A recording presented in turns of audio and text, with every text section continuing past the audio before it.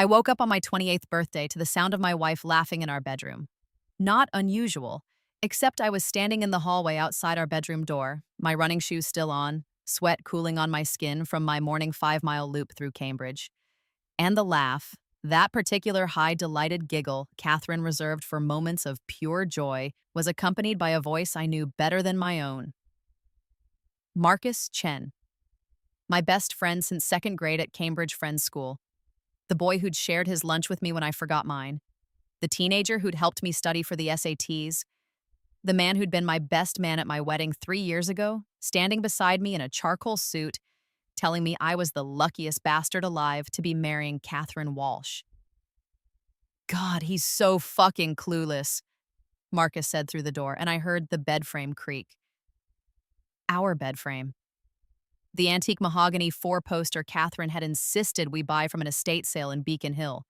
The one that had cost $8,000 and came with a certificate of authenticity dating it to 1887. My hand was on the doorknob. In another life, in my first life, I'd opened this door. I'd walked in on them tangled in our Italian linen sheets, Catherine's red hair spread across my pillow, Marcus's bare back facing me. I'd stood there frozen while they scrambled apart, while Catherine started crying, while Marcus stammered apologies that meant nothing. But this wasn't my first life. This was my second chance, and I'd already lived this moment once before. So I didn't open the door. Instead, I pressed my ear closer to the wood and listened. He signed the donation papers without even reading them, Marcus continued, and I could hear the smile in his voice. Didn't even have his lawyer look at them. I handed him the forms, told him it was for the clinic in Boston, and he just signed. Barely glanced at the documents. Catherine's laugh was breathless. I can't believe we pulled it off. Did he really think you were going to some random fertility clinic? He thinks I'm getting screened at Boston Fertility Clinic next week, Marcus said. Meanwhile, your IUI appointment with our donor Sperm is this afternoon. We saved $30,000, babe, and he'll never know the difference. The world tilted. My vision narrowed. My fingers tightened on the doorknob until my knuckles went white. In my first life, I'd heard this conversation. I'd confronted them. I'd demanded explanations, gotten lies, eventually been persuaded to give Catherine another chance because people made mistakes, because marriages were worth fighting for, because Marcus was drunk and devastated and swore it would never happen again. 3 months later, I was dead. The brake line on my Audi had failed on Route 90, sending me into a concrete barrier at 70 miles an hour. The police called it a mechanical failure. These things happened with older German cars, they said. Tragic. Accident. Only 28 years old. Such a shame. Catherine had inherited everything. My life insurance, $2 million, my shares in the tech startup my brother and I had built, another $3 million in paper value. The brownstone we'd bought together in Cambridge, $1.8 million. My savings, my retirement accounts, my grandmother's jewelry collection. She'd married Marcus 6 months after my funeral. I knew because somehow in the space between death and rebirth, I'd watched it happen. I'd existed in some white void, trapped between moments, forced to witness my own memorial service like a movie I couldn't turn off. I'd watched my mother cry at my graveside. I'd watched my brother David give a eulogy that broke him halfway through. I'd watched Catherine in her black dress leaning on Marcus, their fingers intertwined in a way that looked like fresh grief, but was really just relief that I was finally gone. And I'd watched their daughter, my daughter genetically, being born 8 months after my death. Sophie, named after my grandmother, the ultimate insult. Catherine holding her in the hospital while Marcus cut the umbilical cord, both of them crying happy tears over a child made from my stolen genetic material. Then I'd woken up on my 28th birthday, 6 months before my scheduled death, with every memory of my first life intact and burning in my mind like a brand. I stood in the hallway of our Cambridge brownstone, my brownstone, bought with money from my signing bonus at my first tech job, though Catherine's name was on the deed now too, and listened to my wife and best friend plan their life with my child, and I felt nothing but cold clarity. This time, I knew what they'd done, mice. This time, I knew what they'd planned. This time, I had something they didn't. Information, knowledge, the ability to see the trap before I walked into it. And this time, I was going to let them have everything they wanted, right before I took it all away.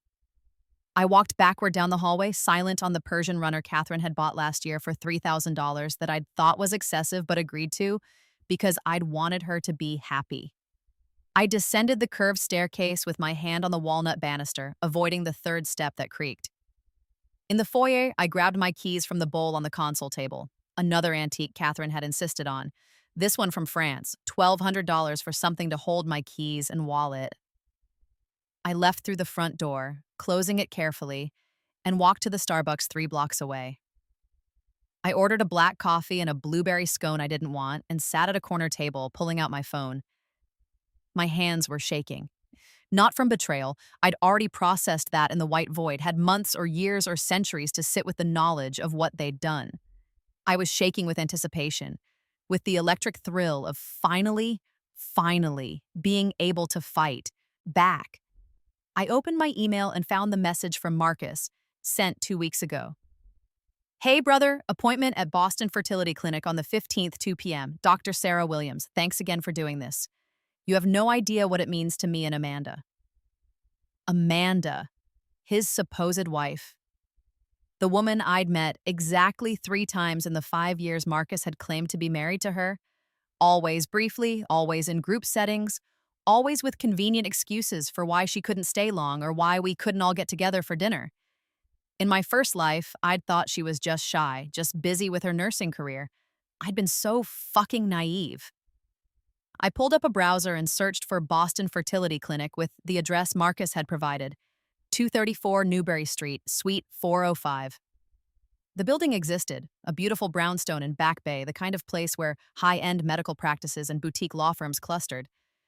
But when I called the main number and navigated through the directory, there was no Suite 405. There was a dermatologist in 401, a cosmetic dentist in 403, a podiatrist in 407. No fertility clinic. I tried a different search, Boston Fertility Clinic in quotes, to find exact matches. Nothing.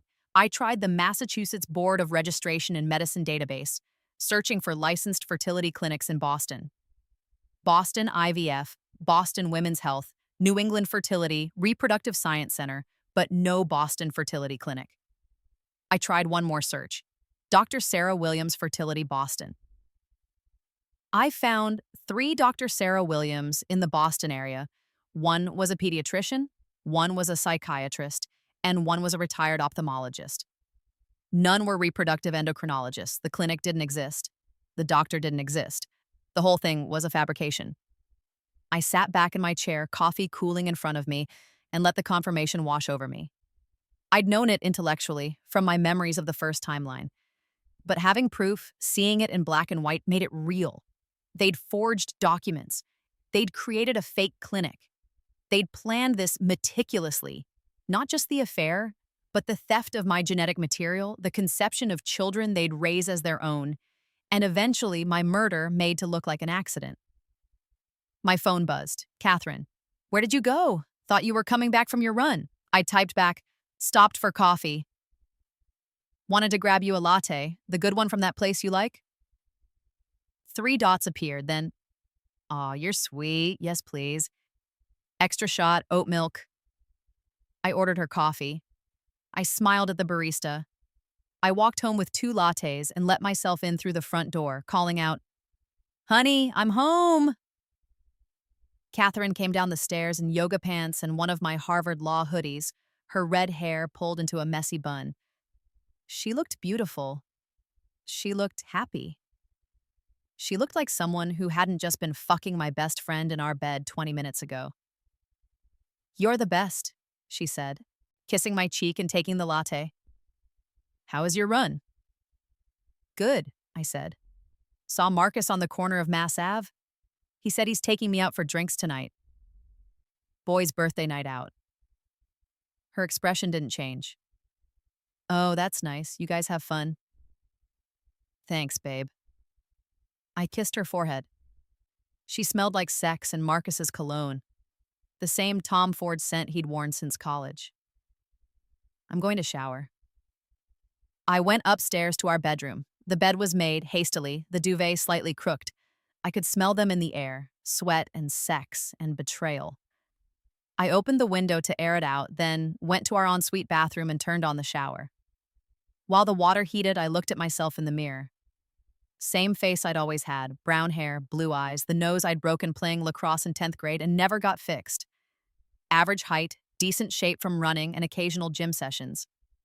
Nothing special, nothing that would make someone look at me and think, this man has lived through death and come back, but I had. And that made all the difference. I showered and dressed in jeans and a button-down, then went to my study. The third bedroom we'd converted into an office for me, with floor-to-ceiling bookshelves and a mahogany desk I'd inherited from my grandfather. I locked the door and opened my laptop. First, I needed to document everything I knew. I opened a new encrypted document. I'd learned about encryption and digital security in my first life, too late to do any good, and started typing.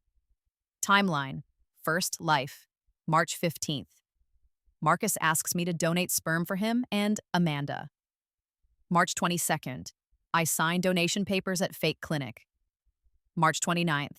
I donate sperm, believing it's going to fertility clinic. April 12th. I overhear Catherine and Marcus discussing their affair. April 12th. I confront them, they apologize, I agree to work on marriage. April 15th. Catherine claims to be pregnant. I believe it's mine from our trip to Maine. July 20th. Catherine gives birth to Sophie. I believe she's mine through natural conception. August 3rd. Marcus announces Amanda is pregnant with donor baby. October 28th. My brakes fail on Route 90. I die in crash. November 2nd. My funeral. Catherine inherits everything. April 15th. Next year. Marcus announces birth of his son Lucas, May 20th. Catherine and Marcus marry. Unknown date. I exist in void, watching events unfold March 15th. Current timeline. I wake up on my 28th birthday with all memories intact. I stared at what I'd written. It looked insane. It was insane, but it was also true. I added a new section. Timeline. Second life. Current. March 15th. Wake up with memories of first life. March 15th. Overhear Catherine and Marcus discussing sperm donation scheme. March 15th. Verify Boston fertility clinic doesn't exist. March 15th. Begin planning counter strategy. I sat back and thought, what were my goals? In my first life, I'd been reactive, caught off guard by betrayal, trying to save a marriage that was already poisoned, trusting, people who'd already decided to kill me. This time, I needed to be proactive, strategic. Goal 1, stay alive. Avoid the accident scheduled for October 28th. Goal 2, secure my assets. Make sure Catherine couldn't inherit if something happened to me. Goal 3, expose the scheme. Prove what they'd done, document it, make sure they faced consequences. Goal 4, claim my children, because Sophie and Lucas, both of them, were mine genetically, and I'd be damned if Marcus raised them, believing he was their father. But there was a problem. If I confronted them now, they'd just deny everything. Gaslight me. Maybe accelerate their plans. I needed evidence. Lots of evidence. Enough that when I finally made my move, they couldn't wriggle out of it. Which meant I needed to let the scheme play out. Let them think they were winning. Let Marcus collect my sperm. Let Catherine get pregnant. Let them believe I was the same trusting fool I'd been in my first life. It was going to require the performance of my lifetime. I heard Catherine call up the stairs. David, are you okay up there? Yeah, I called back. Just checking some work emails. Be down in a minute. I closed the laptop and went downstairs, smiling.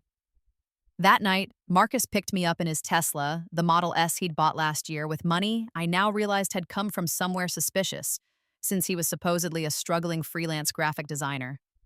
We drove to the Sinclair in Harvard Square, our usual spot, a bar with good whiskey and live music. Marcus ordered us both Macallan 18, top shelf, his treat, he said, for my birthday. We clinked glasses and I watched him over the rim, this man I'd known for 20 years, trying to see the betrayal in his face.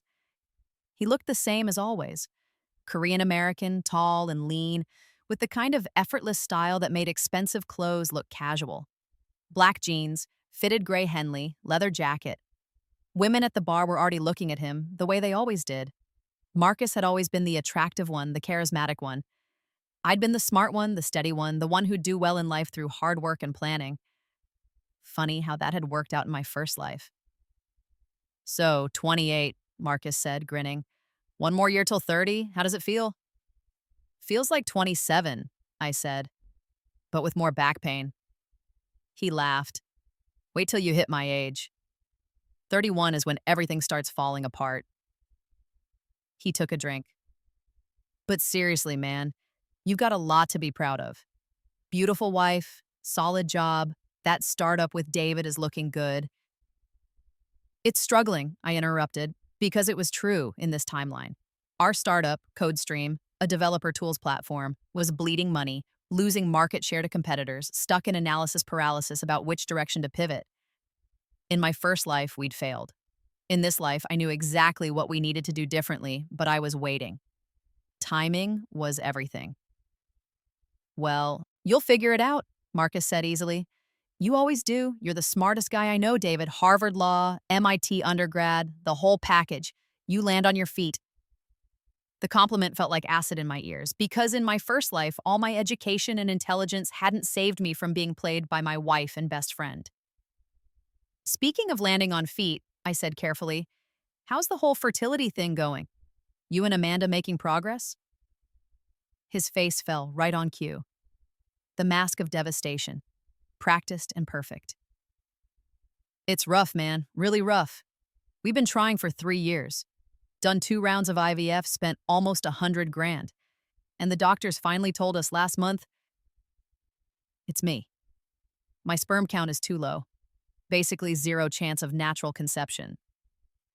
I nodded sympathetically, letting him set up the lie. Jesus, Marcus, I'm so sorry. Yeah. He stared into his whiskey. Amanda's been amazing about it. Says she loves me no matter what. But I know she wants kids. And I want to give her that. I can't. The silence stretched. I let it sit, waiting for him to make the ask. David, he said finally, looking up at me with eyes that glistened with what might have been real tears or might have been spectacular acting. I need to ask you something, and you can say no. I'll understand completely, I promise. But I have to ask. Anything, I said. You know that. Would you consider being a sperm donor for us, for me and Amanda? I let surprise cross my face, let myself look taken aback, flattered, uncertain. Marcus, wow, that's huge. I know it's a lot to ask. I know it's weird and complicated, and you probably need to think about it, but David, you're my brother. You've been my brother since we were 7 years old. The idea of using some stranger's sperm from a catalog when I have you, someone I love, someone I trust, someone with good genes and intelligence and kindness, it feels wrong. It feels like settling. He was good. I had to give him that. The emotion in his voice sounded genuine. The vulnerability seemed real. If I hadn't lived through this before, if I didn't know what he really was, I would have been moved. Can I think about it? I asked. It's my genetic material, you know? My biological child, even if you and Amanda would be raising them. I need to wrap my head around that. Of course, he said quickly. Take all the time you need. Talk to Catherine about it. I know it's a big decision. He paused. Actually, I already mentioned it to her. Hope that's okay. She thought it was a beautiful idea. Of course she did. Because it was her plan, too. Give me a week, I said. Take 2 if you need, Marcus said. I can't tell you what this means to me, even just considering it. You're the best friend anyone could ask for. We finished our drinks. Marcus bought another round. We talked about sports, about movies, about nothing important. Around 11, he drove me home and hugged me before I got out of the car. Love you, brother, he said. Love you too, I said, and meant it in the past tense.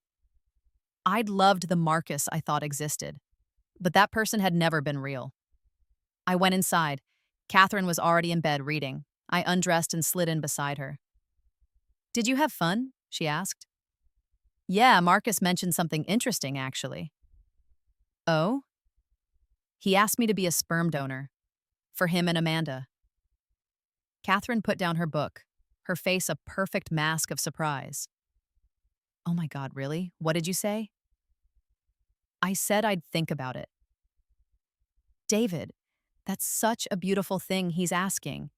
And you'd be helping them start a family. That's incredible. You think I should do it? I think you should do whatever feels right to you, she said carefully. But if you're asking my opinion, yes, I think it's generous and loving, and Marcus's family, of course you should help him. I kissed her forehead. I'll think about it. That night, lying in the dark beside my wife, who'd be fucking my best friend again as soon as she could manage it, I smiled. Let them think I was considering it. Let them think I was uncertain. Let them believe they still had to convince me. Meanwhile, I had work to do. The next morning, I called in sick to CodeStream, the startup office in Kendall Square where my brother and I spent 60 hours a week trying to save a sinking ship. David was immediately concerned. You never call in sick, he said. You okay? Just a stomach thing, I lied. Probably something I ate last night. I'll work from home. Instead, I drove to downtown Boston and met with a private investigator named Sarah Chen. No relation to Marcus, though the coincidence of the last name made me smile grimly. I'd found her through a Google search for Best Private Investigators Boston, then spent 2 hours reading reviews and checking credentials. She had 20 years of experience, mostly in corporate espionage and infidelity cases, and her website promised discretion and results.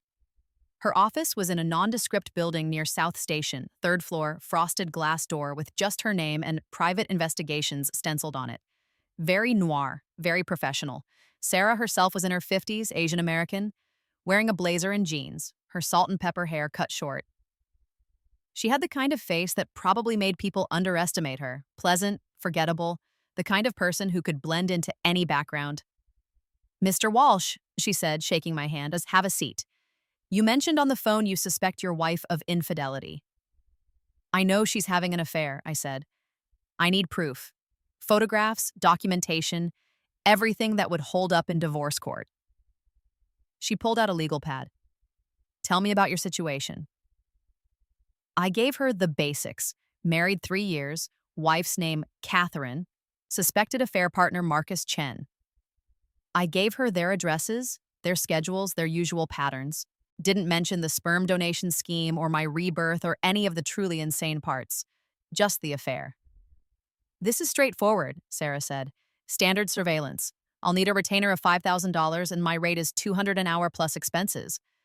Photos, video, location tracking, the full package. Depending on how active they are, I should have what you need within a week or two.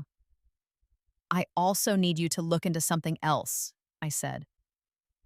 There's a business called the Boston Fertility Clinic, supposedly located at 234 Newberry Street, Suite 405.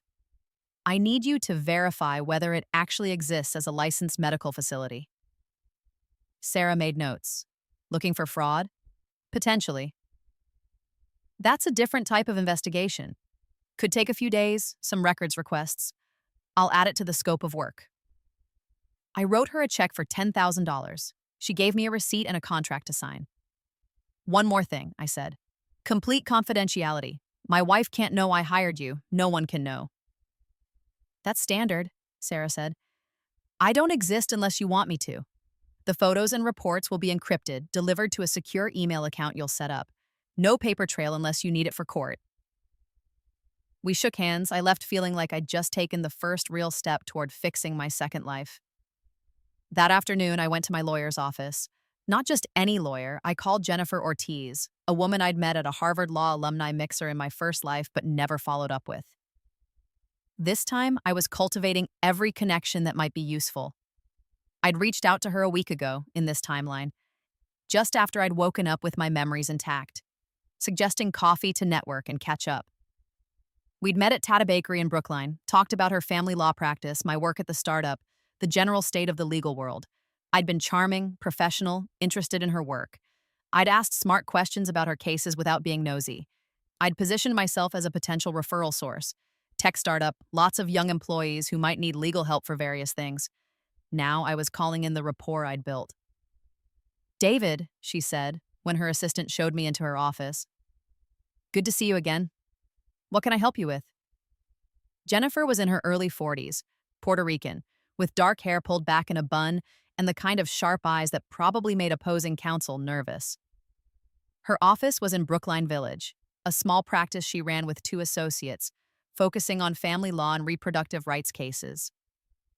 "I have a hypothetical question," I said, "about sperm donation and parental rights." She leaned back in her chair, interested. "Go on." "If someone donates sperm to help a friend have a child, but the donation doesn't go through a licensed clinic, let's say it's informal, just between friends, does the donor maintain parental rights?" "In Massachusetts, generally yes," Jennifer said. "The law is clear.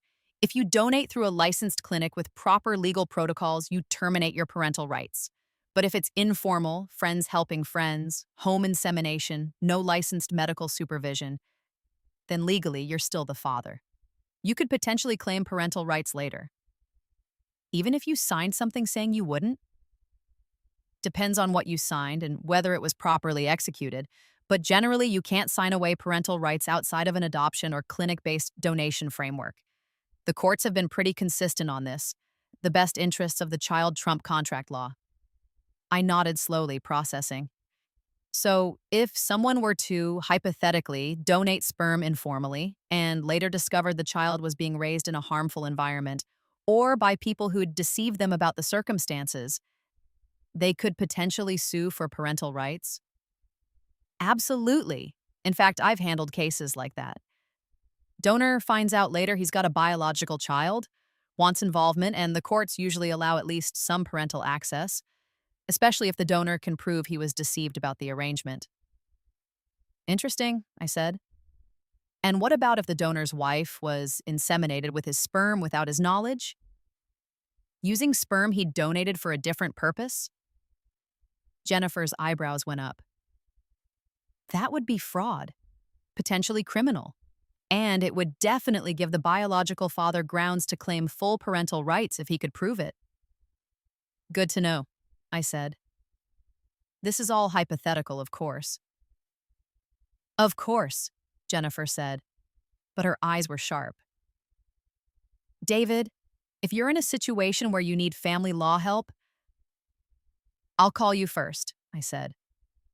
"Right now, I'm just gathering information. A friend's situation. Your friend should probably talk to a lawyer directly. I'll pass that along."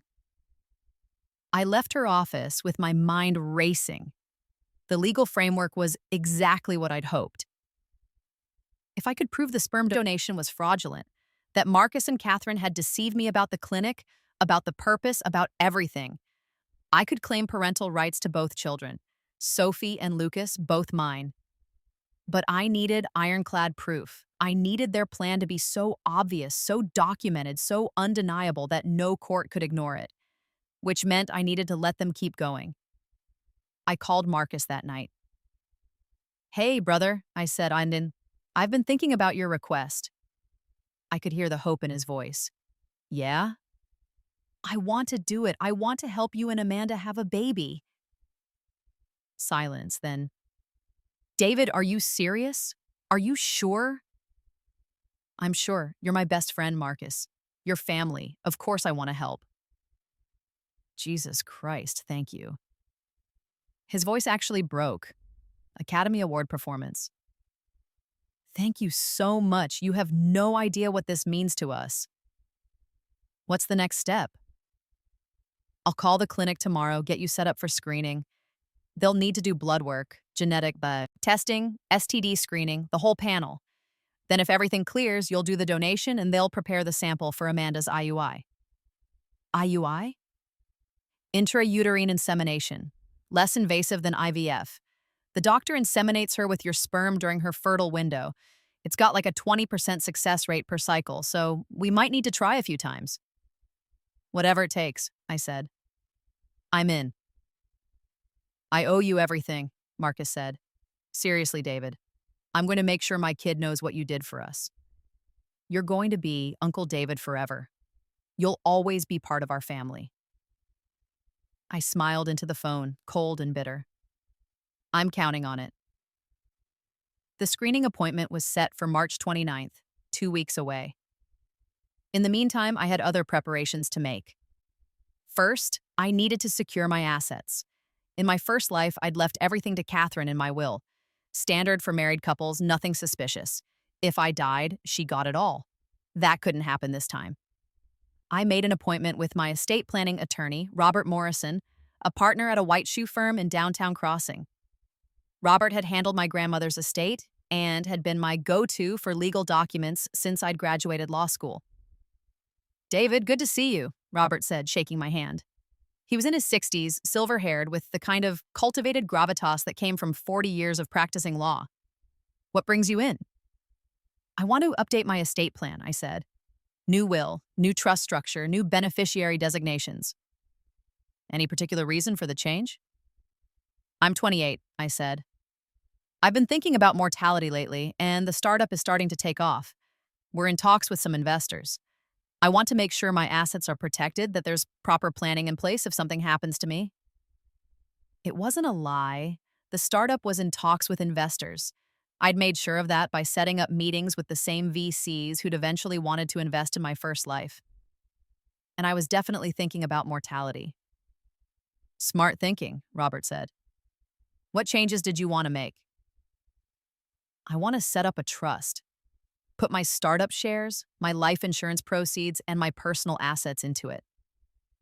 Trustee would be my brother David, with my mother as secondary trustee if something happens to him. Beneficiaries would be any children I have, with Catherine having access to trust income but not principal."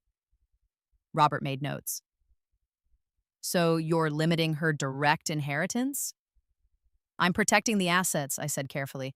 "Marriage is great, but statistically half end in divorce. And if something happened to me and Catherine remarried, I'd want my kids to be protected. This way, the principal is locked up for them." "Very sensible. What about the life insurance?" $2 million policy, right?"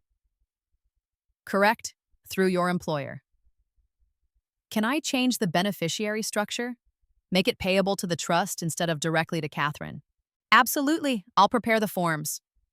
We spent 2 hours going through every detail. When I left his office, I had a new will leaving everything to a trust, not directly to Catherine. The trust structured so Catherine couldn't touch principal, only income. My brother as trustee, giving him control over investment and distribution decisions.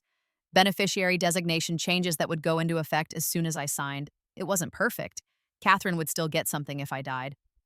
But it was a hell of a lot better than her inheriting millions outright and running off with Marcus. Sarah Chen called me on March 22nd. "I have your photos.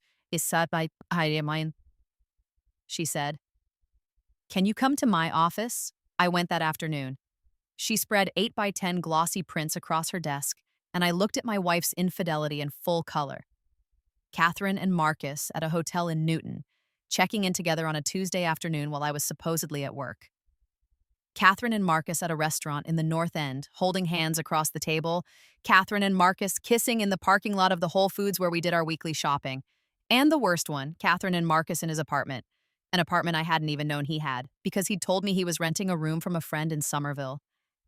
The photo showed them through a window, Catherine straddling Marcus on a couch, both of them clearly naked. I stared at that one for a long time. "There's more," Sarah said. She handed me a thumb drive. Video footage, more photos, GPS tracking data showing they meet up 2 to 3 times a week, always when you're at work or out. I've been following them for a week. This is extremely active affair. They're not being particularly careful. "The apartment," I said. "Whose name is it in?" "That's the interesting part." Sarah pulled out another folder.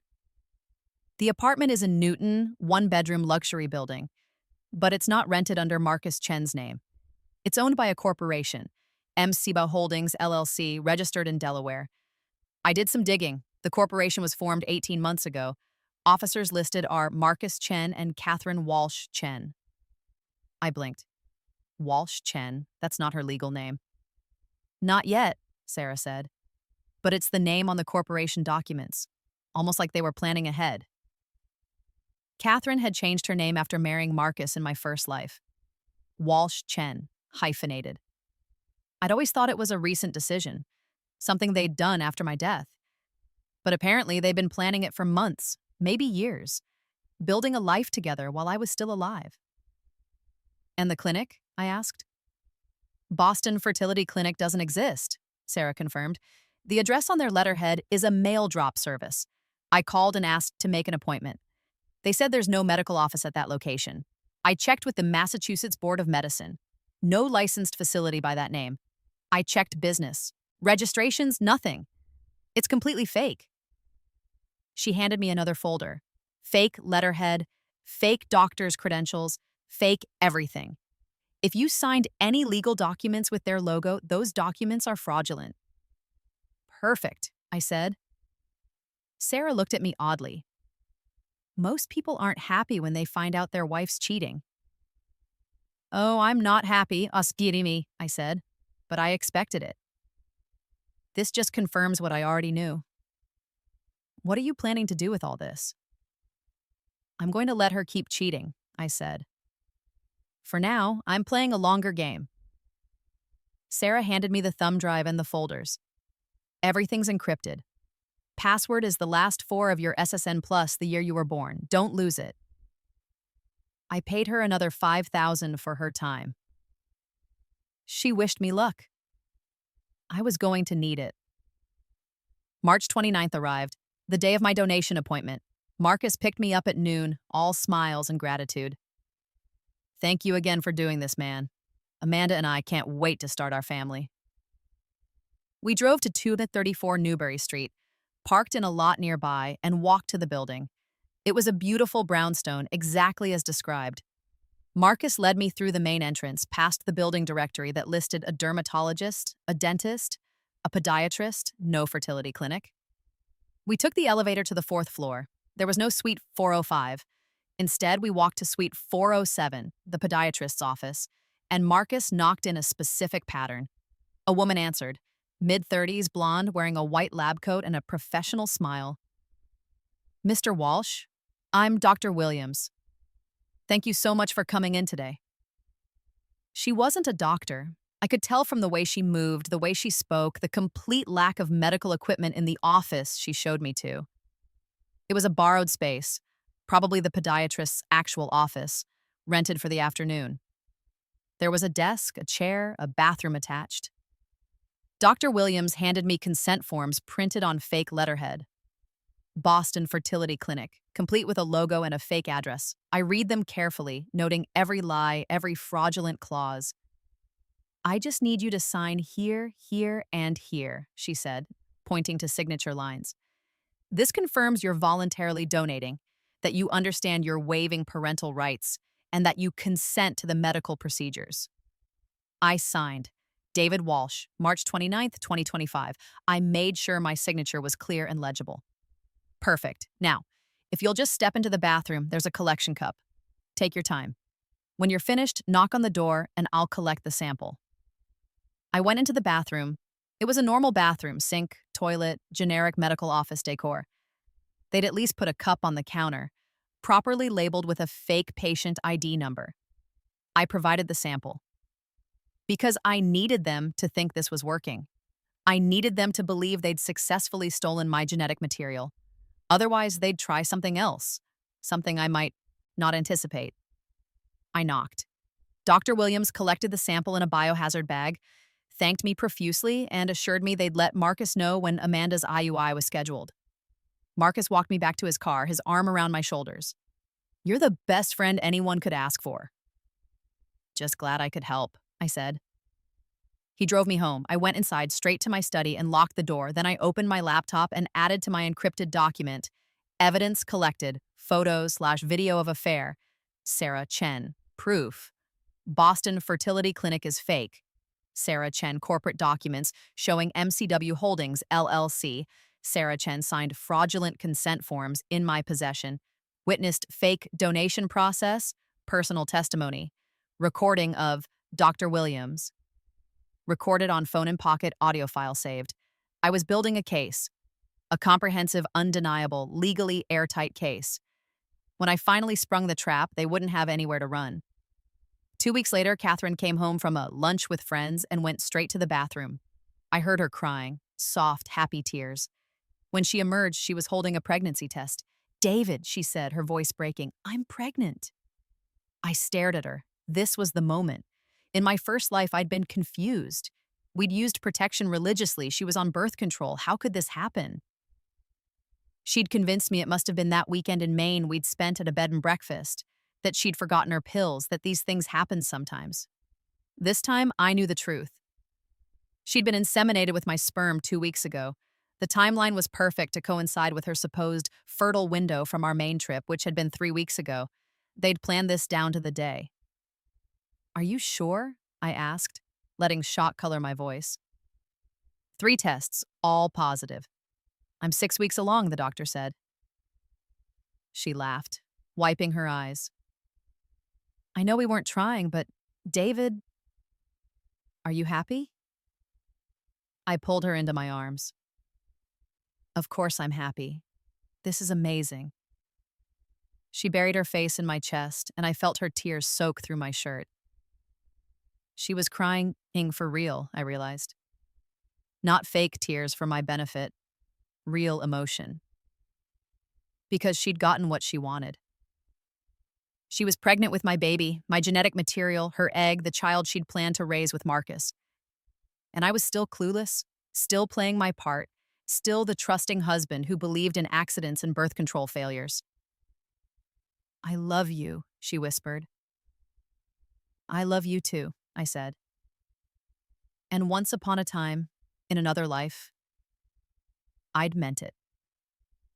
The pregnancy progressed. Catherine was radiant, happy, planning nurseries and reading baby books. I played the excited father-to-be, going to doctor's appointments, holding her hand during ultrasounds, watching our daughter, Sophie, we'd name her Sophie, appear on the screen in grainy black and white.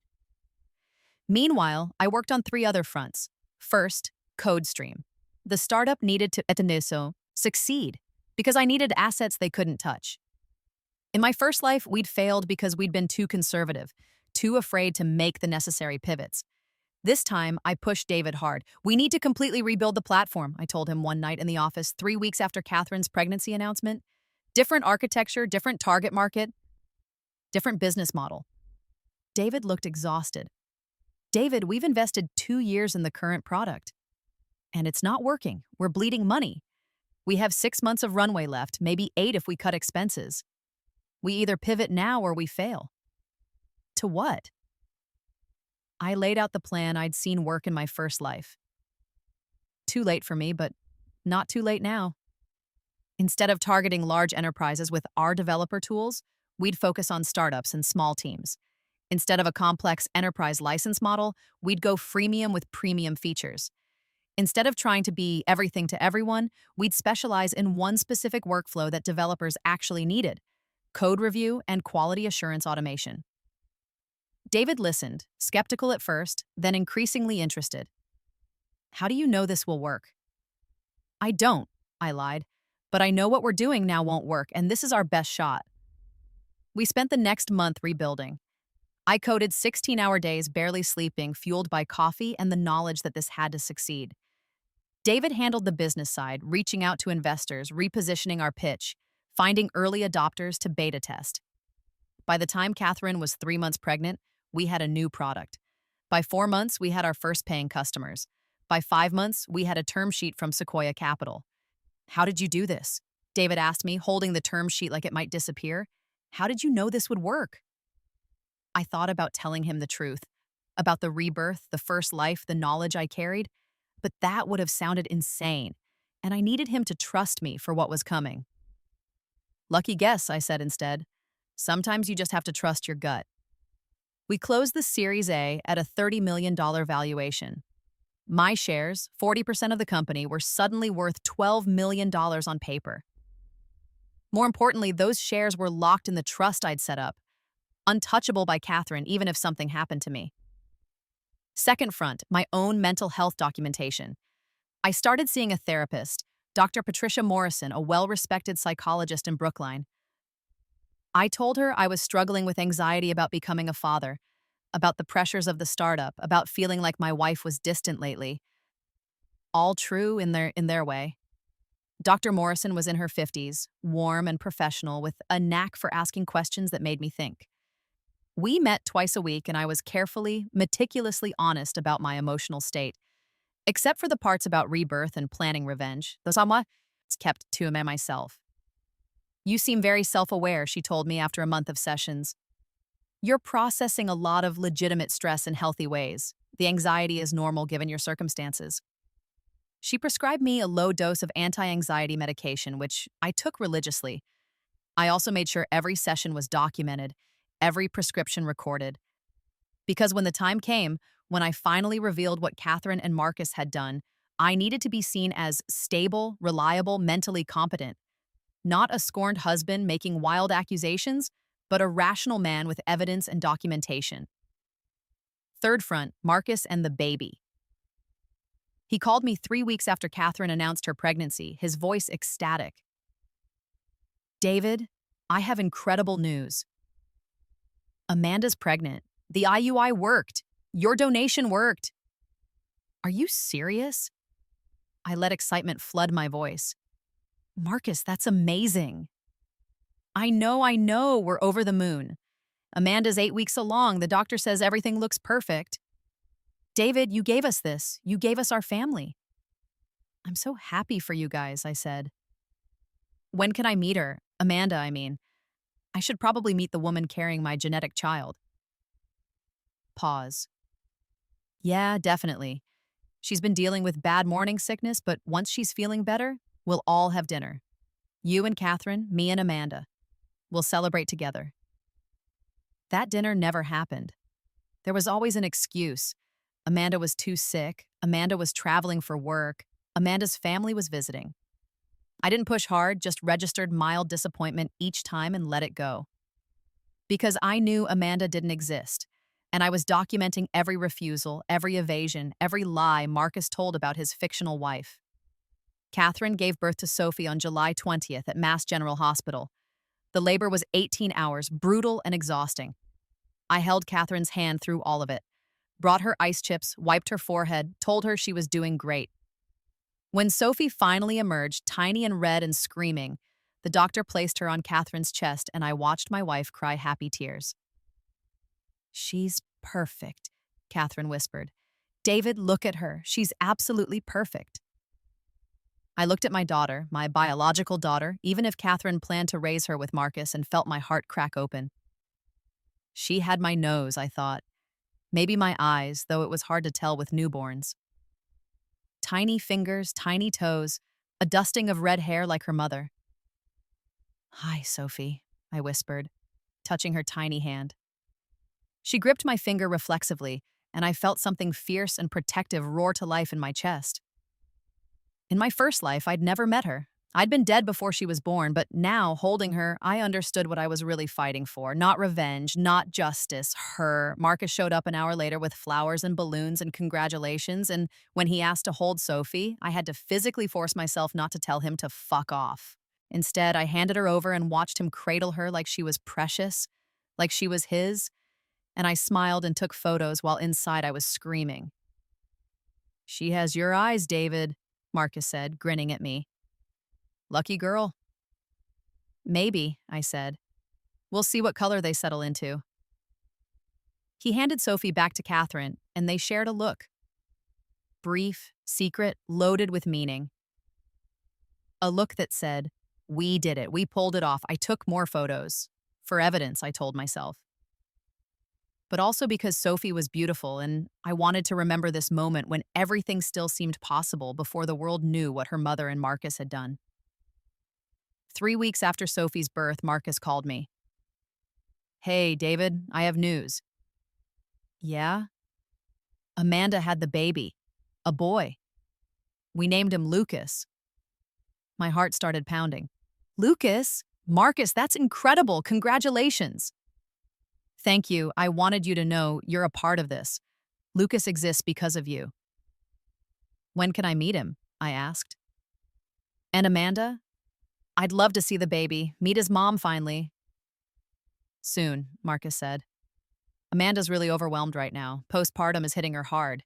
Maybe in a few weeks once she's feeling better. Weeks turned into months. Every time I suggested meeting Amanda and Lucas, there was a new excuse. She was dealing with postpartum depression. She was recovering from a C-section that developed complications. Her mother was sick and she had to travel to Seattle. Lucas had colic and they weren't taking visitors. I documented every refusal, every lie, every impossible excuse. Meanwhile, I spent my days being a father to Sophie, changing diapers, doing midnight feedings when Catherine was exhausted, singing lullabies I half remembered from my own childhood. My daughter was 3 months old, starting to smile, starting to recognize me as daddy, and every moment with her was a knife in my chest, because I knew what was coming. I knew that soon, I'd have to destroy her world to save her from a bigger betrayal. October approached, the month of my scheduled death. I knew the exact date, October 28th. I knew the exact location, Route 90, westbound, near the Framingham exit. I knew the exact cause, brake failure leading to a high-speed collision with a concrete barrier. What I didn't know for certain was whether they'd still try it. The brake sabotage had happened in my first life when I was ignorant, trusting, unaware of their plans. In this life, I'd been careful, paranoid even. I'd changed mechanics, documented everything, installed security cameras on my car. But I also hadn't confronted them, hadn't given them any reason to think I suspected anything. So would they still try? I made sure to be extra careful. I worked from home more often. When I did drive, I was hyper-vigilant, checking my brakes constantly, avoiding highways when possible. I also installed a dash cam and a GPS tracker that uploaded to the cloud in real time, so if something did happen, there'd be evidence. October 28th was a Tuesday. In my first life, I'd had a meeting in Worcester that day, a potential client for CodeStream, meeting scheduled for 2 p.m. I died on the way there. This time, when my calendar reminder popped up for the Worcester meeting, I canceled it. Told the client I had a family emergency rescheduled for next week. Then I called in sick to the CodeStream office and stayed home. Catherine looked concerned. "Are you okay? You never call in sick." "Just not feeling great," I said. "Probably something I ate. I'll work from the couch."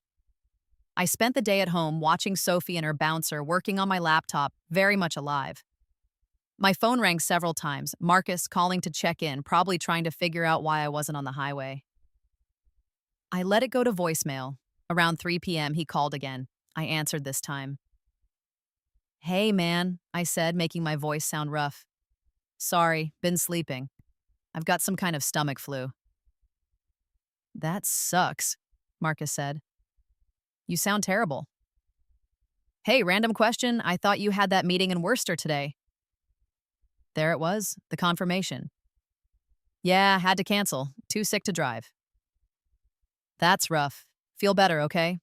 Let me know if you need anything." "Thanks, brother." I hung up and added to my notes. Oct 28, Marcus called to verify my location. Knew about Worcester meeting. Seemed disappointed, concerned when I said I'd canceled. They'd tried, they'd planned it, and I'd avoided it by staying home. But they'd try it again. I was certain of it. I needed to accelerate my timeline. Waiting for them to make another attempt on my life was too dangerous. It was time to start the endgame. First, I needed to force Marcus's hand on the Amanda situation. I started pushing harder to meet her, to see Lucas. Every conversation, I'd bring it up. "Hey, Marcus, Catherine and I want to have you and Amanda over for dinner. Sophie's 4 months old now. Wouldn't it be great for the kids to meet?" "Marcus, I've been thinking, since I'm Lucas's biological father, I should probably be involved somehow, right? Maybe we should set up some kind of visitation arrangement?" "Marcus, I bought Lucas a present. Can I drop it off? I'd love to see him, even just for a few minutes." Each time, more excuses. Amanda was traveling. Lucas was sick. They were dealing with family stuff. It wasn't a good time. Finally, in early November, I pushed hard enough that Marcus snapped. "David, I need you to back off a little," he said, frustration bleeding through his usual careful control. "Amanda's dealing with a lot right now. The baby, postpartum, everything. She needs space." "I get that," I said. "But Marcus, it's been 4 months. I've never met my biological son. That's weird, isn't it?" "You're not his father," Marcus said sharply. "You're a donor. There's a difference." "Is there? Because I remember you telling me I'd always be part of your family, that I'd be Uncle David, that you'd make sure Lucas knew what I did for you guys." Silence. "When can I meet him, Marcus? Give me a date." I'll talk to Amanda, he said finally.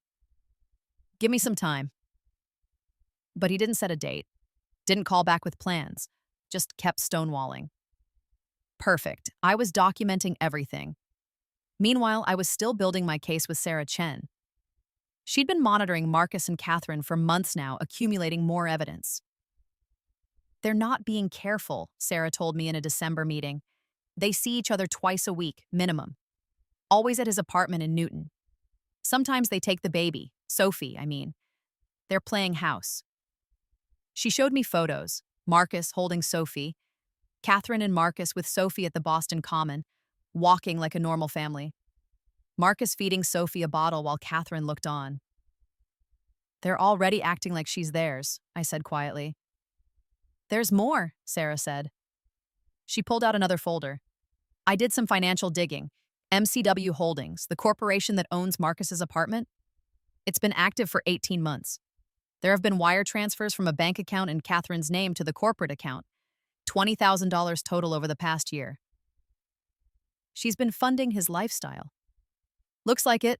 There are also email exchanges I was able to access through some, let's call it creative research.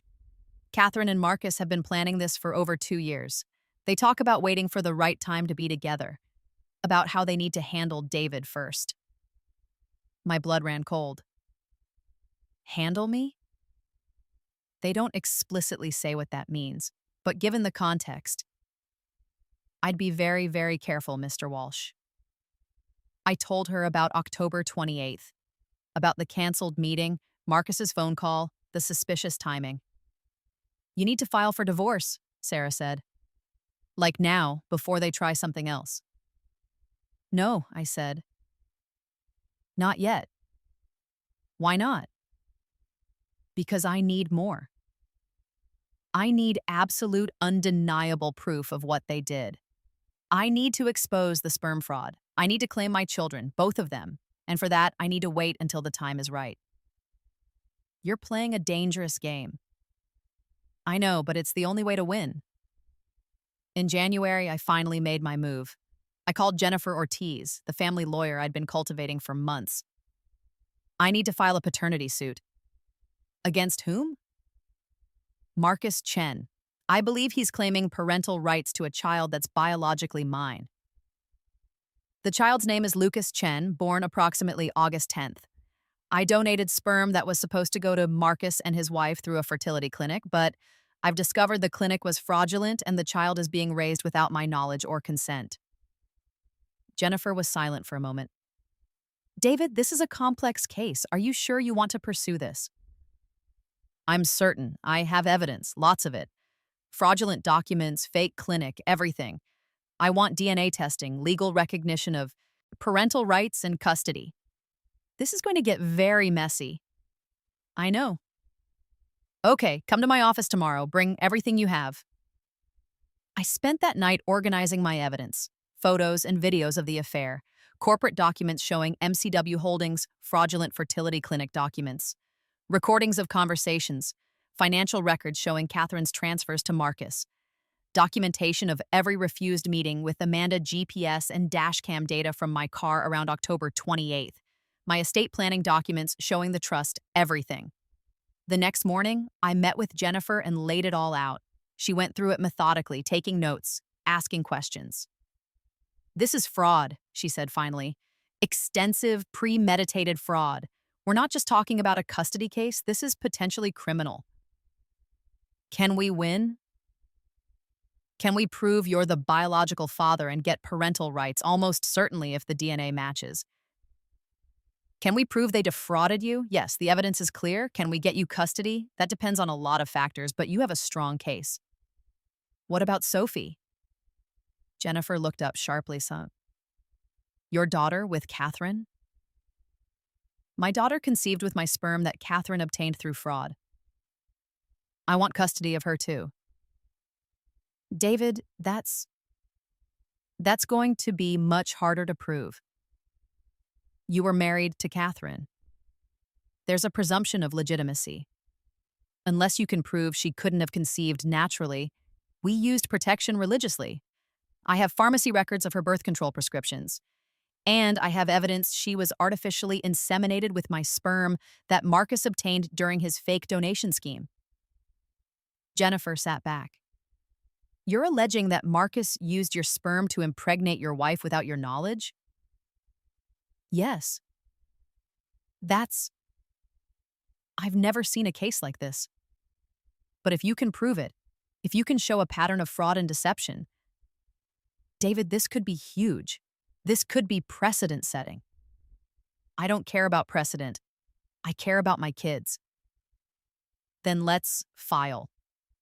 We prepared the petition that day, a paternity suit against Marcus Chen regarding Lucas Chen, with a request for DNA testing, legal recognition of parental rights, custody determination, and full disclosure of all circumstances surrounding the conception. We filed it on January 15th at Suffolk County Probate and Family Court. The summons was served to Marcus at 9 a.m. on a Monday morning. My phone started ringing 10 minutes later. I let it ring. Marcus called 5 times in a row, then Catherine, then Marcus again. Text messages flooded in. Marcus, David, what the fuck is this? Marcus, call me now. Marcus, we need to talk immediately. Catherine, what are you doing? Catherine, why are you suing Marcus? Catherine, call me. I was in a meeting with investors, a real meeting, for CodeStream, discussing our Series B round. I silenced my phone and focused on the pitch. We'd been growing at 40% month over month. Our revenue was approaching $2 million annually. Sequoia wanted to lead another round at a $100 million valuation. My shares would soon be worth $40 million. Catherine couldn't touch them. When the meeting ended, I checked my phone. 23 missed calls, 15 text messages, 2 voicemails from my lawyer saying Marcus's lawyer had already called demanding we drop the suit. I drove home in the late afternoon. Catherine was waiting in the living room, Sophie asleep in her crib upstairs. Her face was blotchy from crying, her eyes red. Explain, she said. Right now. Explain why you're suing Marcus. I sat down across from her, calm. I'm suing Marcus because Lucas is my biological son, and I have a right to know him. You gave up that right. You signed papers. Papers from a clinic that doesn't exist, I said evenly. I had my lawyer investigate. The Boston Fertility Clinic isn't licensed in Massachusetts. The address on their letterhead is a mail drop. The doctor who supposedly oversaw my donation doesn't exist. Those consent forms are fraudulent. Catherine's face went white. Which means, I continued, that under Massachusetts law, the donation wasn't legally anonymous. I maintain parental rights to Lucas, and I intend to claim them. You're destroying Marcus's family, she screamed. Lucas is his son. He and Amanda have been raising him for 6 months. Then Amanda can testify to that in court, I said. I'd love to meet her finally, have her call me. Catherine stood pacing. This is insane. You're being vindictive because why? Because you're jealous Marcus has a child and we only have one? Because the startup is doing well and you want to flex some power? Why are you doing this? I looked at my wife, this woman who'd betrayed me, lied to me, planned my death, stolen my genetic material to create children with another man, and I said, because Lucas is my son, and I want to be his father. You're going to regret this, she said. If you push this, if you take Marcus to court, you're going to destroy everything. Our friendship, our families, everything we've built. Then he should settle. Give me joint custody, regular visitation, legal recognition, that's all I'm asking for. He won't. I know he won't. Then I'll see him in court. Catherine stared at me, and I saw the moment when she realized I wasn't backing down. Saw the panic flash across her face, quickly suppressed. I need to call Marcus, she said. Go ahead. She went upstairs. I heard her on the phone, her voice rising and falling, too muffled to make out words. I sat in the living room and waited. 20 minutes later, she came back down. Marcus wants to talk to you, in person, tonight. Okay. He's coming here. In an hour. Fine. We sat in silence until the doorbell rang. I answered it. Marcus was standing on my front porch and he looked terrible. Unshaven, eyes wild, hands shaking. "David," he said, "please, let's talk about this." I let him in. We sat in my study, the room where I'd spent months building my case, collecting evidence, planning my revenge. Catherine hovered in the doorway. "What do you want?" Marcus asked. "Money? Is this about money? Because the startup is doing well now and you think I owe you something?" "I want my son," I said simply. "He's not your son, you're a donor, that's all."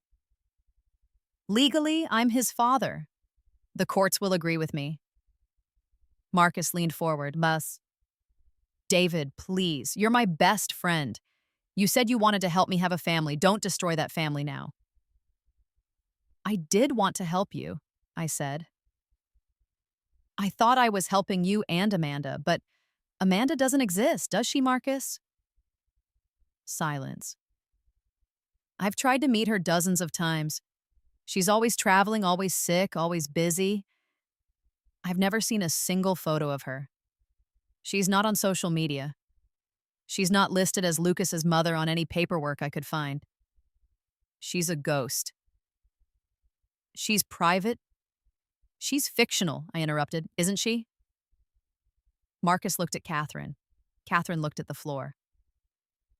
"So, here's what I think happened," I said, my voice calm and clinical. "I think you invented Amanda as cover. I think you used my sperm for someone else. Someone I know. Someone who also wanted my genetic material but couldn't ask for it directly." I paused. "I think Lucas's mother is Catherine." Catherine gasped. Marcus went rigid. "That's insane," Marcus said, but his voice was wrong. Too high, too panicked. "Is it? Because the timeline is interesting. You asked me to donate in March. Catherine got pregnant in March. Supposedly by accident, but we use protection religiously. Both babies were born around the same time. And you've been hiding Lucas from me while Catherine and I are raising Sophie together. Why keep me away from one biological child but not the other?" "You're paranoid," Marcus said. "Am I? Then let's settle this simply. Bring Amanda to court, have her testify, show me a marriage certificate, medical records from her pregnancy, anything proving she exists. If you do that, I'll drop the suit." Marcus stood. "Fuck you, David. You want a war? You'll get a war. I'm not giving up my son." "Your son," I repeated. Interesting choice of words, considering we both know he's genetically mine. Marcus stormed out.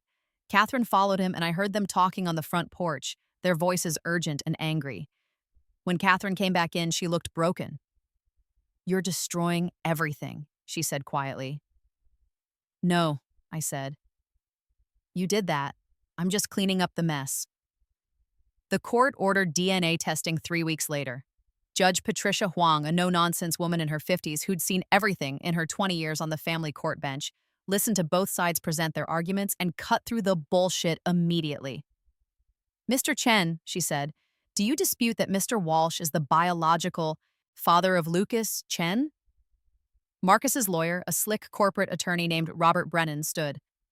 "Your Honor, my client's position is that Mr. Walsh voluntarily donated sperm and waived his parental rights through signed consent forms." "Forms from a clinic that appears not to exist," Judge Huang said. "I've reviewed the documentation submitted by Mr. Walsh. The Boston Fertility Clinic is not licensed in Massachusetts. That calls the validity of any consent forms into question. Nevertheless, Your Honor, the intent was clear. Mr. Walsh knew he was donating sperm for another couple to conceive a child. And I intend to prove he was defrauded in that process," Jennifer said, standing. "Your Honor, we're asking for DNA testing to establish biological parentage, which is our client's right under Massachusetts law." Judge Huang nodded. "Motion for DNA testing is granted. Both Mr. Walsh and the minor child, Lucas Chen, will be tested. Results to be returned to the court within 2 weeks." Marcus started to object, but his lawyer put a hand on his arm. "Additionally," Judge Huang said, looking at Jennifer, "I see in your filings that you've requested DNA testing for another child, Sophie Walsh. Can you explain the relevance?" Your Honor, Mr. Walsh has reason to believe that both children were conceived using his genetic material obtained through the same fraudulent scheme. If Ms. Walsh Chansiba, Catherine's last name is Walsh, I interrupted. She hasn't changed it legally. Judge Huang raised an eyebrow. Ms. Walsh, then. If she was involved in procuring Mr. Walsh's genetic material and used it without his consent, that's relevant to establishing a pattern of fraud. Catherine's lawyer, a family attorney named Margaret Foster she'd hired in a panic, stood. Your Honor, Sophie Walsh is the biological child of Mr. and Ms. Walsh, conceived naturally during their marriage. There's no evidence to suggest otherwise. Then the DNA test will confirm that, Jennifer said smoothly. And if it doesn't, we'll have grounds for additional legal action. Ms. Walsh, Judge Huang said, looking at Catherine directly, do you consent to DNA testing of your daughter? Catherine looked at her lawyer. Margaret whispered something to her. Catherine shook her head. I refuse, Catherine said, as Sophie is not relevant to this case. This is an invasion of our privacy. Judge Huang's expression hardened. Ms. Walsh, if you refuse a court-ordered DNA test, I can hold you in contempt. However, I'm sympathetic to the argument that Sophie may not be relevant to the Marcus Chen paternity case. So I'm going to give you a choice. Either consent to the test now, or I'll allow Mr. Walsh's attorney to file a separate motion that will compel testing as part of a fraud investigation. Catherine's face crumpled. This is insane. You're all insane. Ms. Walsh, your answer? I refuse, Catherine said again. Very well. Ms. Ortiz, you may file your fraud motion. This hearing is adjourned until we have the DNA results for Lucas Chen. The DNA results came back on February 10th. I was in my office at CodeStream when Jennifer called. It's confirmed, she said, you're Lucas's biological father. 99% probability match. I closed my eyes. I'd known it intellectually, had known from my first life that Lucas was genetically mine. But having official confirmation was different. What's next? I asked.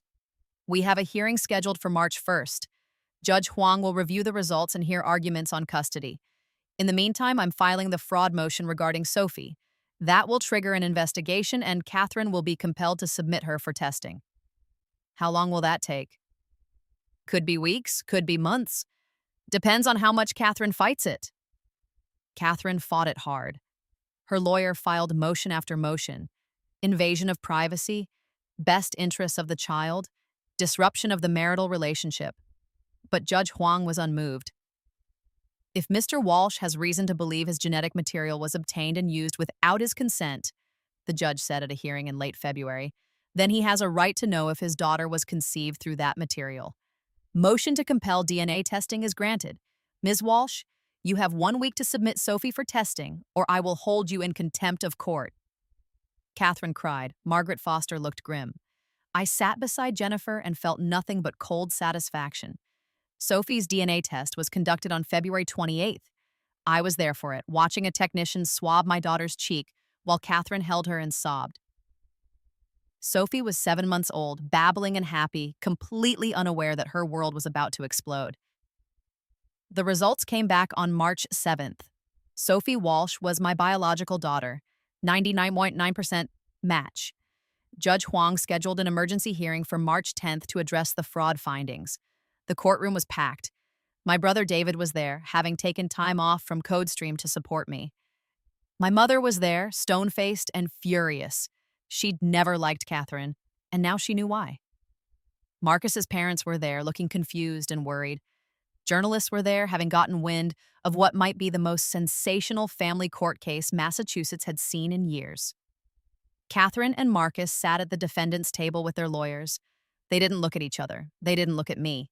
Catherine's face was puffy from crying. Marcus looked like he'd aged 10 years and 2 months. Judge Huang entered. We all stood.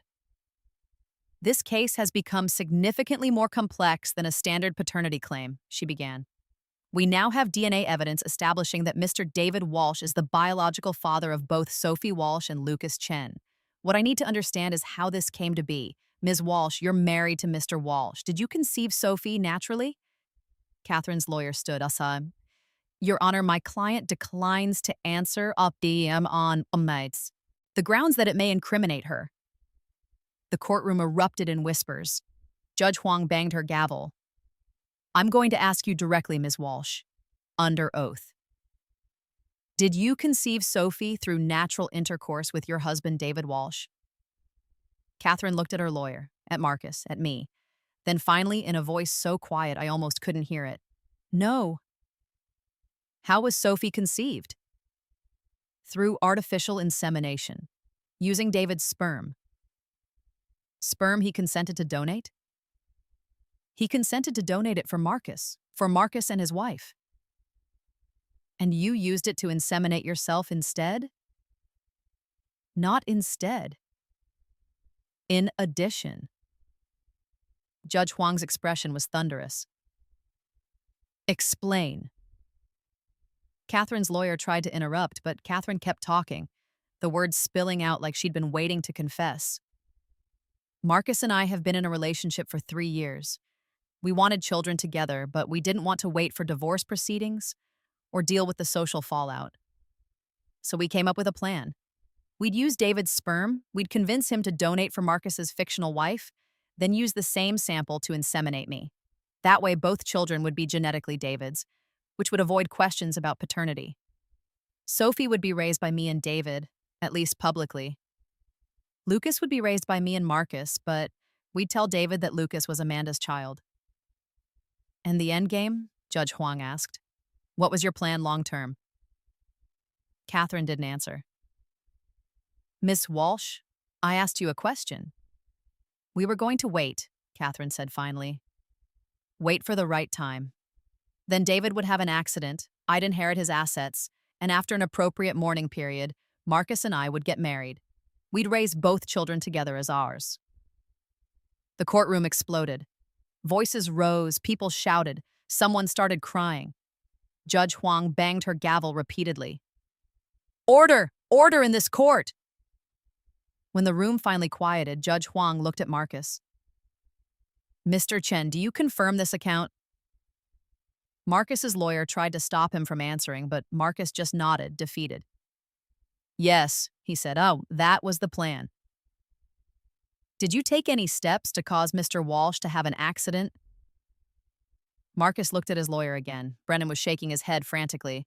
Answer the question, Mr. Chen. I spoke to someone about his car, about maybe causing a mechanical issue, but I didn't go through with it. Who did you speak to? A mechanic, at a shop in Cambridge. My lawyer leaned over and whispered, This is it. This is criminal conspiracy. Judge Huang called a recess and summoned all the lawyers to her chambers. When they emerged 20 minutes later, her face was grave. I'm referring this case to the District Attorney's Office for Criminal Investigation. Ms. Walsh, Mr. Chen, you're both being investigated for fraud, conspiracy, identity theft, and potentially attempted murder. I'm ordering both of you not to leave the state. She turned to me. Mr. Walsh, given the extraordinary circumstances of deception, fraud, and conspiracy involved in these children's conception, I'm making the following interim orders pending further hearings. You are granted primary physical custody of Lucas Chen, effective immediately. As for Sophie Walsh, given that Ms. Walsh is her biological mother and you are her biological father, I'm ordering shared custody with you as primary custodial parent and Ms. Walsh having supervised visitation only. Catherine let out a wail. You can't take my children, you can't. You should have considered that before you committed fraud, conspiracy, and planned your husband's murder, Judge Huang said coldly. Bailiff, Ms. Walsh is becoming disruptive. Please remove her. Catherine had to be physically escorted from the courtroom, screaming my name, screaming for Sophie, screaming that I was destroying everything. Marcus just sat there, broken, while his lawyer tried to explain what would happen next. I sat beside Jennifer and felt the weight of 2 years, 2 lifetimes, finally lift from my shoulders. The criminal investigation moved quickly.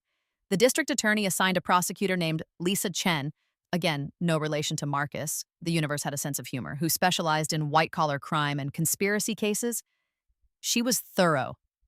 Within a week, she'd subpoenaed financial records showing Catherine's transfers to MCW Holdings. She'd interviewed the mechanic Marcus had approached about sabotaging my car. The man confessed immediately when faced with potential criminal charges. admitting Marcus had paid him $5,000 to gradually weaken my brake line in a way that would look like natural wear and tear. She'd traced the fake fertility clinic documents back to a print shop in Quincy where Marcus had paid cash for forged letterhead. The evidence was overwhelming. Marcus was arrested on March 24th and charged with conspiracy to commit fraud, identity theft, and solicitation to commit murder. His bail was set at $500,000. Catherine was charged with fraud and conspiracy. Her bail was set at $100,000. My mother posted it not to help Catherine, but to keep Sophie from being in the custody of someone in jail. Catherine was released on the condition she surrender her passport and submit to electronic monitoring. The custody evaluation began in April. Dr. Elizabeth Chen, still no relation, it's a common name, was the court-appointed psychologist who would determine what custody arrangement was in the best interests of both children. She interviewed me extensively, asked about my relationship with Sophie, my plans for raising both children, my mental health, my support system. I was honest about everything: my therapy with Dr. Morrison, my struggles processing the betrayal, my love for my children, my determination to give them a stable, healthy home. She interviewed Catherine, who broke down repeatedly, swinging between defensive rage and grief-stricken apologies. She interviewed Marcus from jail, though he invoked his Fifth Amendment rights and didn't say much. She interviewed my brother David, who testified that I'd been an excellent father to Sophie and would be just as good with Lucas. She interviewed my mother, who said Catherine was a snake who deserved everything she got, son. She interviewed my therapist, Dr. Morrison, who confirmed I was stable, processing trauma in healthy ways, and showed no signs of being unfit. The report came back in June. Dr. Chen's conclusions were damning for Catherine. Ms. Walsh engaged in systematic, prolonged deception of her husband. She prioritized her extramarital relationship over the welfare of her child. She participated in conspiracy to commit fraud and was aware of plans to potentially harm Mr. Walsh. She shows limited insight into the damage caused by her actions and appears focused primarily on her own loss rather than the impact on the children. Recommendation: primary physical custody to Mr. Walsh for both children, with supervised therapeutic visitation for Ms. Walsh pending completion of psychological treatment and parenting classes. Judge Huang adopted the recommendation in full. The criminal trials were scheduled for September. Marcus pled guilty to conspiracy and solicitation charges in exchange for a reduced sentence, 10 years in state prison, eligible for parole in 7. The mechanic testified against him, which sealed his fate. Catherine went to trial. Her lawyer tried to argue she was a victim too, that Marcus had manipulated her, that she'd never intended for me to be harmed. But the financial records, the emails, the timeline of planning, it all pointed to willing participation. The jury found her guilty of fraud and conspiracy in less than 4 hours of deliberation. She was sentenced to 5 years in prison, suspended to probation and community service on the condition she complete therapy and pay restitution. She'd avoid prison if she followed the rules, but her career as a marketing executive was over, fired immediately when the scandal broke. Her reputation was destroyed. Her relationship with our daughter would be supervised and limited for years, and she'd lost everything she'd schemed to steal. Sophie was 1 year old when the final custody order came through. Lucas was 10 months old. I had full legal and physical custody of both children. I sold the brownstone in Cambridge. Too many bad memories, too much Catherine in every room, and bought a house in Newton. 5 bedrooms, big yard, good school district. Close to my mother, who'd become an essential support system in helping me raise 2 babies essentially alone. I hired a nanny named Mary Rodriguez, a woman in her 50s who'd raised 4 kids of her own and came with impeccable references. She was kind, patient, and thought the whole story was like a telenovela, but I'm glad those babies have you, Mr. Walsh. CodeStream went public in October, 18 months after the custody battle ended. The IPO valued the company at $200 million. My 40% stake was worth $80 million. Catherine's stake, the community property she might have claimed if we'd divorced normally, was worth nothing. The post-nuptial agreement we'd negotiated as part of the criminal settlement had her waiving all claims to my business assets in exchange for me not pursuing additional civil damages. My brother David became the company's CEO when I stepped back to focus on raising the kids. He was better at the business side anyway. I stayed on as CTO, working from home 3 days a week, spending the rest of my time with Sophie and Lucas. Catherine had supervised visits with Sophie twice a week, 2 hours each time, monitored by a court-appointed supervisor. She brought presents, read stories, cried a lot. Sophie was too young to understand why mommy only came for short visits, why she lived with a stranger in a small apartment in Somerville instead of in our house. One day, Sophie would be old enough to understand. One day, I'd have to explain what her mother had done, but for now, I just held her and told her she was loved. Marcus wrote me a letter from prison. It arrived on my birthday, March 15th, exactly 3 years after I'd woken up with my second chance at life. David, I don't expect forgiveness. I don't deserve it. But I need you to know that I never wanted things to go this far. When Catherine and I started our relationship, it was just an affair, wrong but not malicious.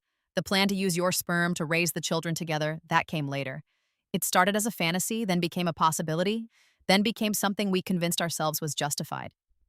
I loved you. I still love you, in the fucked up way someone can love a person they've betrayed completely. You were my best friend, my brother, and I destroyed that because I was selfish and weak. I'm glad the kids have you. You're a good father. Better than I would have been. I'm sorry. Marcus, I read the letter once, then burned it in the fireplace. Sorry didn't fix anything.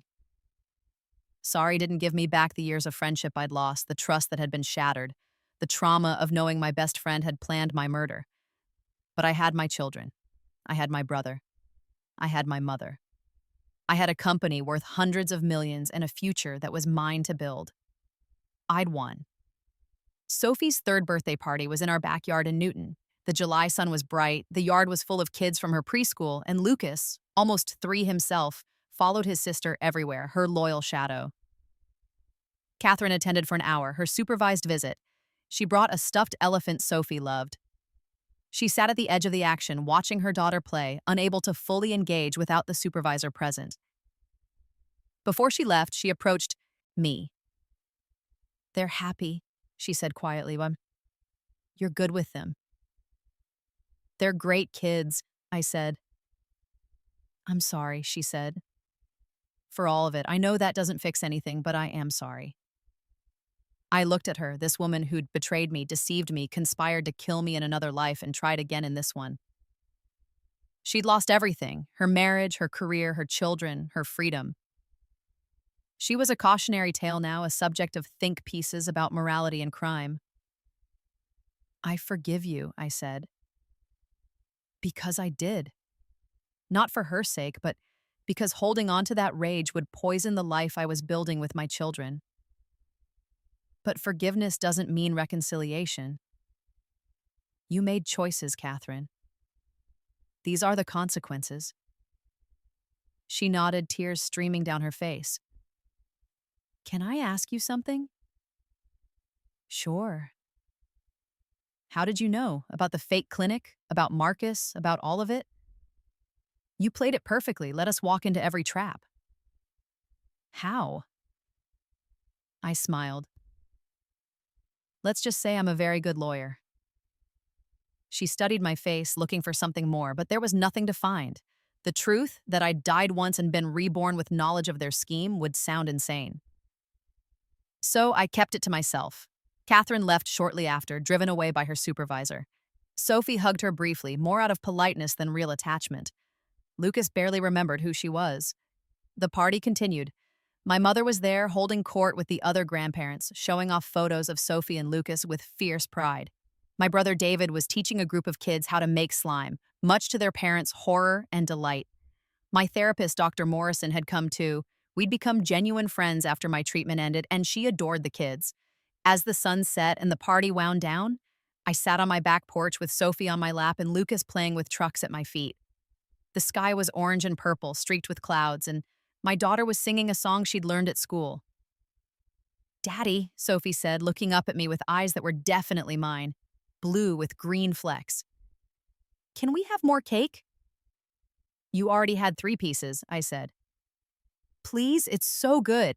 I kissed her forehead, breathing in the smell of her baby shampoo and birthday cake. Okay, 1 more piece, but this is the last one. She squealed and scrambled down, running inside. Lucas looked up from his trucks. Cake? He asked hopefully. Cake. I confirmed. He abandoned his trucks and toddled after his sister, his gait still unsteady but determined. I followed them both inside, into the warmth and noise and chaos of the life I'd fought for. In my first life, I'd been dead for 2 years by this point. Catherine would have been married to Marcus, raising my children, spending my money. I would have been forgotten, except as a footnote. The tragic accident, the good man who died too young, the convenient death that made everything possible. In this life, I was here. I was real. I was their father. I watched Sophie and Lucas at the kitchen counter, Mary helping them cut small pieces of cake, their faces serious with concentration. My children, my biological children, yes, but more than that, the children I'd chosen to fight for, to protect, to raise. They'd tried to steal this from me. Catherine and Marcus had plotted, schemed, lied, and planned my death so they could have this life, these children, this house, this future. But I'd stolen it back.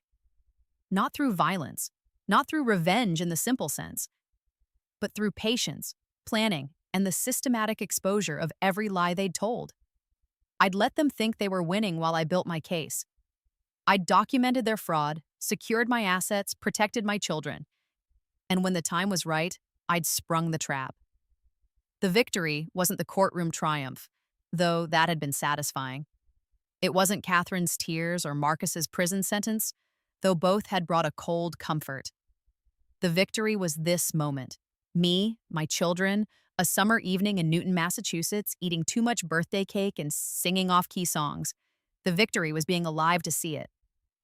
"Daddy!" Sophie called. "Come have cake with us!" I joined them at the counter. Mary handed me a plate with a slice of strawberry cake. Sophie's choice, her favorite flavor. Lucas was already wearing more frosting than he'd managed to eat, his face a mess of pink and white. "You're a disaster," I told him, laughing. He grinned at me, showing tiny teeth. "Cake good?" "Yeah, buddy, cake is good." We ate together, the four of us in the kitchen, and through the window I could see my brother helping the last few parents pack up their kids, my mother directing cleanup like a general commanding troops. My family. My real family. The people who'd stood by me through the trial, through the scandal, through everything. In my first life, I'd trusted the wrong people. I'd believed in Catherine's love and Marcus's friendship. I'd been blind to their betrayal until it was too late. In this life, I'd learned to see clearly, to trust carefully, to protect fiercely, and to never, ever let anyone steal what was mine. Sophie tugged on my shirt. "Daddy, will you read me a story tonight?" "Of course. Which one?" "The one about the princess who saves herself." "Good choice," I said. "We'll read it as soon as we get Lucas to bed." "I'm not tired," Lucas protested, even as he yawned hugely. "Sure you're not, buddy." Later, after the guests had left and the house was quiet, I read Sophie her story about the princess who didn't wait for rescue. Then I carried Lucas to his room and tucked him into bed, his stuffed elephant clutched in his arms. "Love you, Daddy," he murmured, already half asleep. "Love you too, Lucas." I stood in the doorway of his room, watching him breathe, and thought about the life he'd almost had. Growing up believing Marcus was his father, never knowing me, being raised on lies and stolen genetics. But that wasn't his life now. His life was this: a father who'd fought for him, a sister who adored him, a grandmother who spoiled him, an uncle who taught him coding games even though he was barely 3 years old. His life was truth. Complicated, messy truth, but truth nonetheless. I went to my own bedroom, the master suite I'd decorated myself, no Catherine to override my choices with her expensive taste. It was clean, simple, masculine. A king-size bed, dark wood furniture, photos of the kids on the nightstand. I picked up one of the photos. Sophie and Lucas at the beach last month, building sandcastles, laughing at something off camera. They looked happy. They looked loved. In my first life, I'd never seen this moment. I'd been dead before Lucas was born, before Sophie could even remember me. But I'd been given a second chance, a rebirth, a do-over, a chance to rewrite the story. And I'd taken that chance and used it to build something better than revenge. I'd built a family. I heard footsteps in the hallway. My mother appeared in my doorway, carrying the last of the birthday decorations. "The kids are asleep?" she asked. "Out cold. Too much cake and running." She smiled. "Good party. Sophie looked so happy." She was. "Thanks for all your help, Mom." She sat on the edge of my bed, looking at me with that expression mothers have, the one that sees through everything, that knows you better than you know yourself. "Are you okay?" she asked. "Really okay?" I thought about the year I'd spent in court fighting for my children, about the betrayal I'd uncovered, the scheme I'd unraveled, about the rage I'd carried and slowly, painfully let go of. "Yeah," I said. "I am." "You did good, David. Those kids are lucky to have you." "I'm lucky to have them." She patted my hand and stood. "Get some sleep. Tomorrow's another day." Tomorrow was another day. Another day I got to wake up, see my children, live this life I'd fought so hard for. In my first life, tomorrow would have never come. I'd been dead, cold in the ground, while Catherine and Marcus built their future on my corpse. But I'd cheated death. I'd been given an impossible gift, knowledge of what was coming, time to prepare, a chance to save myself and my children, and I'd used that gift perfectly. I turned off the lights and lay in bed, listening to the quiet sounds of my house. The creaks of settling wood, the distant hum of the refrigerator, the faint sound of Sophie's white noise machine through the wall, the sounds of a life worth living, the sounds of home. I closed my eyes and smiled. They'd tried to take everything from me, my life, my children, my future. But I'd taken it all back. And this time, I'd make sure they could never steal it again. This time, I was keeping everything that was mine. This time, I won.